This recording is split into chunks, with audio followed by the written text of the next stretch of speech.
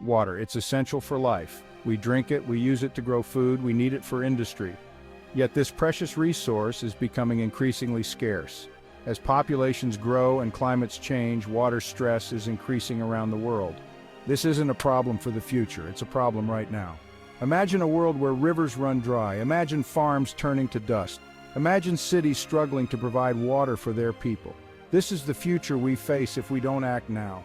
Water scarcity is a threat to global security. It has the power to destabilize regions and ignite conflict. This isn't science fiction, it's a stark reality. We've seen glimpses of this future already. Disputes over water rights are increasing. Countries are vying for control of rivers and aquifers. This competition for water can easily escalate into violence and war. We need to understand the stakes. We need to find solutions. The future of our planet depends on it. Water stress is a global problem. It affects every continent. From the arid deserts of the Middle East to the densely populated cities of Asia, water is becoming a major concern. The reasons are complex. Climate change is altering weather patterns. Droughts are becoming more frequent and severe. Glaciers, vital sources of fresh water, are melting at alarming rates. Population growth is another major factor. More people means more demand for water. This is particularly true in developing countries where populations are growing fastest. Increased urbanization adds to the problem. Cities require vast amounts of water, putting a strain on already limited resources. The consequences of water scarcity are dire: food shortages, economic instability, mass migration, and yes, even war. When people are desperate for water, they will do whatever it takes to survive. We're already seeing this play out in regions like the Middle East and North Africa. Let's focus on Jordan. This small kingdom in the Middle East is one of the most water-scarce countries in the world. Imagine living on less than 100 cubic meters of water per person per year. That's the reality for Jordanians. To put it in perspective, the average American uses almost 10 times that amount.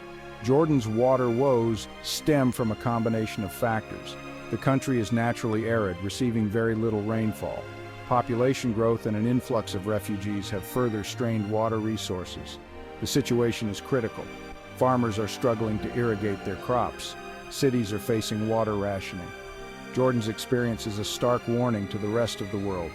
It shows how quickly water scarcity can cripple a nation. It highlights the very real human cost of this global crisis. We can't afford to ignore these warning signs. We must act now to prevent similar situations from unfolding elsewhere. The Nile, a river of contention. The Nile River is a lifeline for millions of people in Northeast Africa.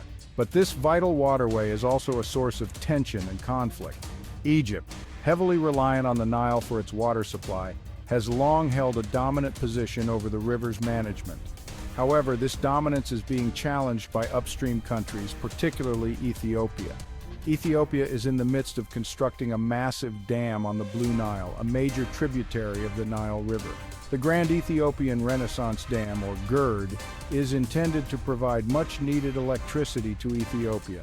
However, Egypt fears the dam will reduce the flow of the Nile, jeopardizing its water security. Negotiations between Egypt, Ethiopia, and Sudan, another downstream country, have been ongoing for years, but a lasting solution remains elusive.